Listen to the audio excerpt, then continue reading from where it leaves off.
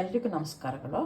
ಇವತ್ತು ನಾನು ಯಾರಿಗಾದರೂ ಕಿಡ್ನಿ ಸ್ಟೋನ್ ಇದ್ದರೆ ಅಥವಾ ಯೂರಿಕ್ ಆ್ಯಸಿಡ್ ವಾತ ಅಥವಾ ಗೌಟ್ ಅಂತ ಹೇಳ್ತಾರಲ್ಲ, ಆ ಥರ ಏನಾದ್ರು ಇದ್ದರೆ ಅದಕ್ಕೆ ಮನೆ ಔಷಧಿ ಅಂತ ಹೇಗೆ ಮಾಡ್ಬೋದು, ಡಾಕ್ಟ್ರು ನೆರವಿಲ್ಲದೆ ನಾವು ಆ ಕಿಡ್ನಿ ಸ್ಟೋನ್ ಅಂತ ಹೇಗೆ ತಗೊಬೋದು, ಮತ್ತು ಇದು ಯೂರಿಕ್ ಆ್ಯಸಿಡ್ ಅಥವಾ ವಾತ ಮತ್ತು ಅಥವಾ ಗೌಟ್ ಅಂತ ಹೇಳ್ತೀವಿ, ಅದನ್ನು ಹೇಗೆ ತೆಗೆದುಬಿಟ್ಟು ನಮ್ಮ ಜೀವನ ಆರಾಮಾಗಿರ್ಬೋದು ಅಂತ ಹೇಳೋದಕ್ಕೆ ಮಾಡ್ತಾಯಿದ್ದೀನಿ. ಇದು ಬಾಳೆ ದಿಂಡು ಅಥವಾ ಬನಾನಾ ಸ್ಟೆಮ್ ಅಂತ ಹೇಳ್ತಾರೆ.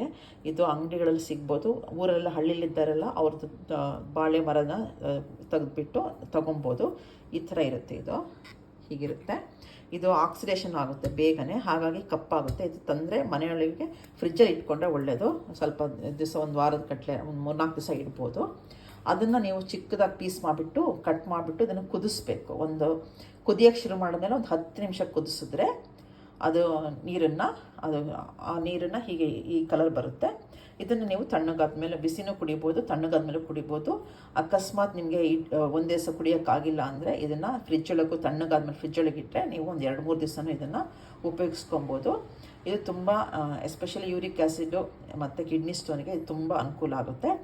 ತೆಳ್ಳಗಿರೋರು ಜಾಸ್ತಿ ಕುಡಿಬೇಡಿ, ಯಾಕಂದರೆ ಇದು ಸ್ವಲ್ಪ ತೆಳ್ಳಗೂ ಮಾಡ್ಬೋದು.